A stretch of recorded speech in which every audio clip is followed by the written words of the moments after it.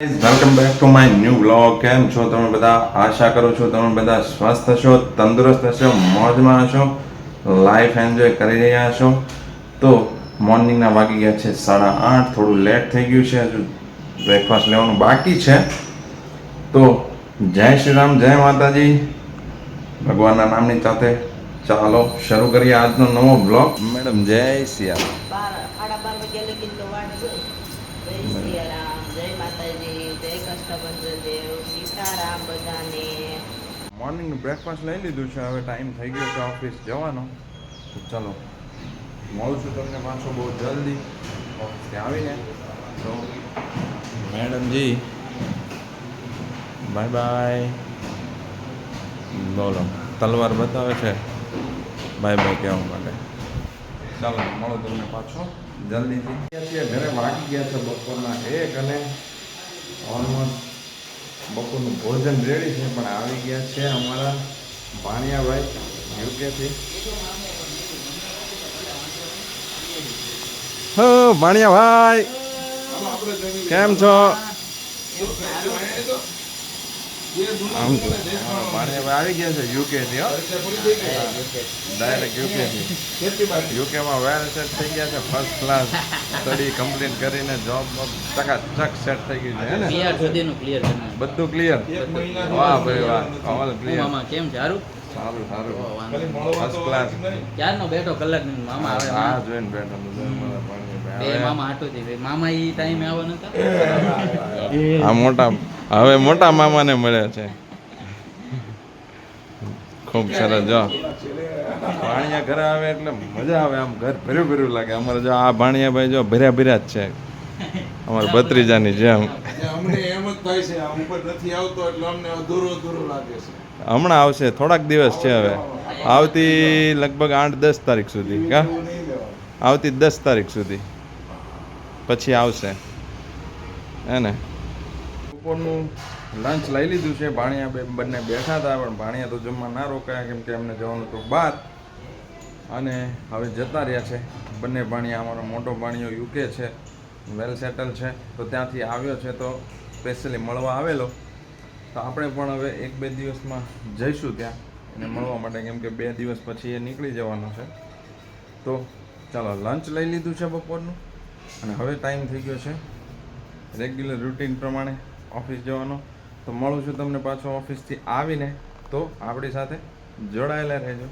વાગી ગયા છે ઓલમોસ્ટ 9:15 આઈ થિંક તો. આવી ગયા છીએ આપણે ઘરે. રાતનું ડિનર લેવાનું બાકી છે, થોડું લેટ થઈ ગયું આજે.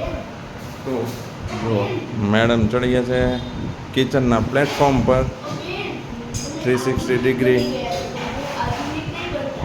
હા, 360 ડિગ્રી લાઇટ લઈને, અને જો આ બાજુ સેટ બેસી ગયા છે યંશુભાઈ જમવા માટે. પણ હમણાં એમ કહેતા હતા મેડમને કે પેટમાં પડે છે ઈસબગુલ થોડું કલાકનું તો પીએ. અને બીજી તરફ જુઓ શું ખાય છે, લોચા. અને જો થાળી ભરીને દ્રાક્ષ આવી ગઈ છે. અચ્છા, જોયું મોઢું થઈ ગયું છે, કેવું મોટું જોયું. જો જમવા બેઠો છે ને, દ્રાક્ષની હારે હારે મજા લેતો છે. બે સરખા છે મારા દીકરો, દ્રાક્ષ તો મૂકે જ નહીં. હા, આખું કેરેટ. ઓહો હો, કેવડું એવડું અવડું થઈ રહેશે એટલે આવડું મોટું કેરેટ જોઈએ છે ને આખી દ્રાક્ષનું. બોલો છે એવું કેરેટ આપો ને તોય ઘટે. દ્રાક્ષમાં તો 2 મોટા ભોગી છે. તો દ્રાક્ષ જનશીભાઈ ચાલુ કરી દીધી છે. ભાઈ પેલા છે ને ભાખરી દ્રાક્ષ ડીશ લઈ લો મેડમ ત્યાંથી. જો હવે પેટમાં નથી બળતું. લોચો લપેટે છે તો પેટમાં નથી બળતું, નહીં તો પેટમાં બળતું છે સેટને. ચાલો પપ્પા પણ બેસી ગયા છે ડિનર લેવા માટે. આપણે પણ લઈ લઈએ ડિનર. લંડનની વોચ જુઓ, લંડનનો ટાઈમ છે અત્યારે. લંડનની વોચ થઈ ગઈ છે હવે ખબર નહીં વોચ ધીમી પડી જાય છે बराबर है चलो नहीं अब नहीं करना है अब बैठेंगे हम डिनर लपेटने तो चलो मिलता हूँ मैं आपको थोड़ी देर में कहीं जाइएगा मत मिलते हैं डिनर लपेटने के बाद અને યંશુભાઈની સ્ટાઇલ જુઓ ખાવાની છે ને જો આમ હોય કઈ આ કઈ રીત છે ખાવાની ઓ ભાઈ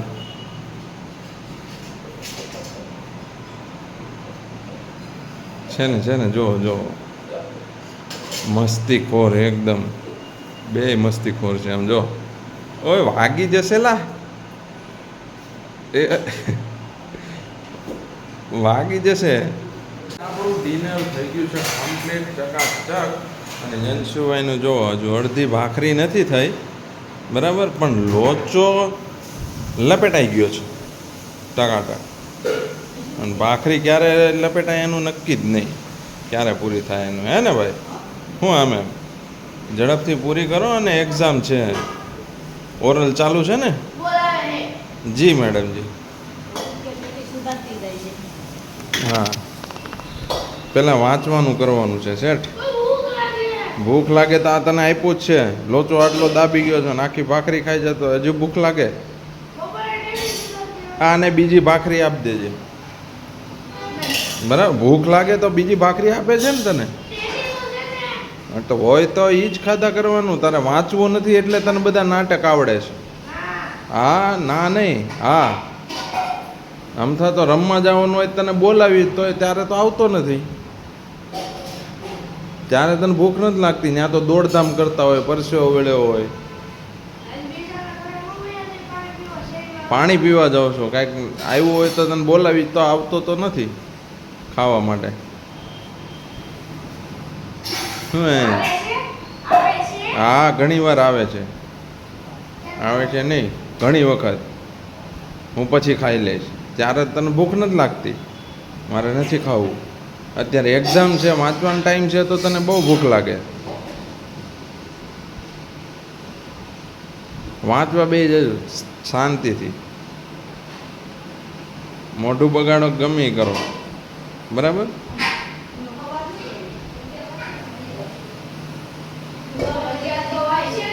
હમણાં 10 વાગે તે આવતા રહીશું 11 નહીં ચાલો બહુ તકલીફ પડવા મળી છે ભાઈ વાંચવામાં નાટક જ ચાલુ હોય થોડી વાર થાય તો એક નંબર થોડી વાર થાય તો પાણી પીવાનું આવા જ નાટક ચાલુ છે નવોદયમાં સીઈટીમાં બંનેમાં ફેલ થઈ ગયો અને તો હવે જે સ્કૂલની એક્ઝામ છે એમાંય ભાઈને પાસ નથી થવો લક્ષણ નથી એના પાસ થવાના દેખાય આવે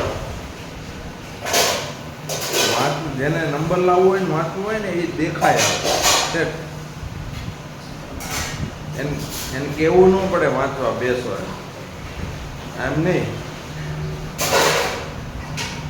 ગયા હતા અમારા એક ભાઈની ઘરે કેમ કે અમારા એ ભાભીએ ઓપરેશન કરેલું છે તો એમને ખબર અંતર પૂછવા ગયેલા અને આવી ગયા છીએ ઘરે નાઇટ ડ્રેસ પહેરી લીધો કપડાં ચેન્જ કરી લીધા ટાઈમ થઈ ગયો છે સુવાનો કેમ કે વાગી ગયા છે 12 બહુ જાજુ બેસી ગયા ત્યાં તો આજના માટે રાખીએ છીએ આટલું જ તો thank you so much for watching this video તમારા બધાનો ખૂબ ખૂબ આભાર અમારો વિડીયો આખો ફૂલ જોવા માટે તો આવી જ રીતે સપોર્ટ કરતા રહેજો મળીએ છીએ કાલે પાછા એક નવા ધમાકેદાર બ્લોગ સાથે ત્યાં સુધી રજા આપશો તો હસતા રહો મુસ્કરાતા રહો ખુશ રહો જય શ્રી રામ જય માતાજી જય હિન્દ જય ભારત બાય બાય